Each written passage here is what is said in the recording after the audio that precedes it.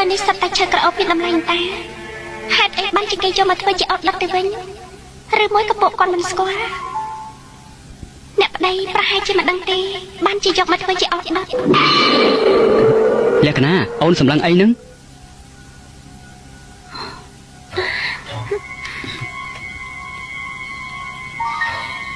ខ្ញុំមើលអស់ដែរអ្នកប្តីទៅកាប់មកពីព្រៃនេះណា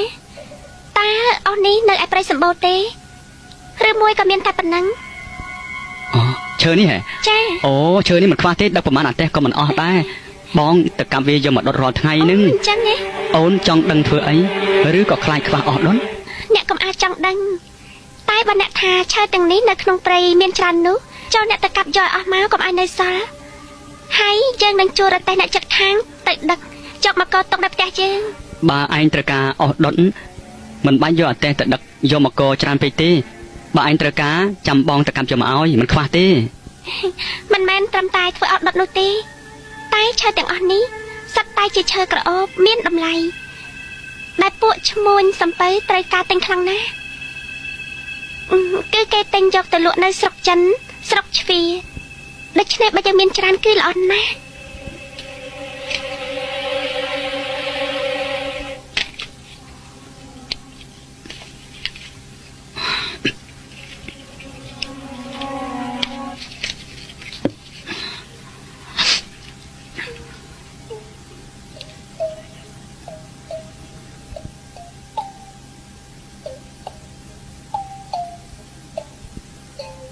ពួកយើង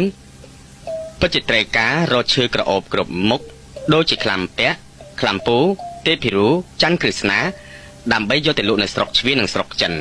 តែយើងគ្មានប្រាក់ទេមានតែមាសតើនាងព្រមយកដែរទេ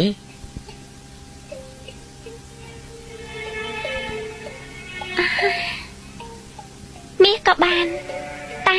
ត្រូវតែគិតតម្លៃខុសគ្នាមាសទឹក10គិតផ្សេង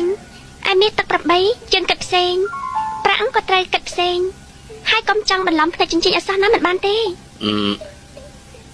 ចុះនរណាតែហ៊ានបន្លំភ្នែកនាងនោះព្រោះពួកយើងសុទ្ធតែធ្លាប់ដឹងថានាងជាប្រពន្ធដង្ខៅឈ្មួញភេត្រាតាំងពីដើមមកដែរតាមែនហើយតែយើងឆ្ងល់នឹងប្តីនាងមុន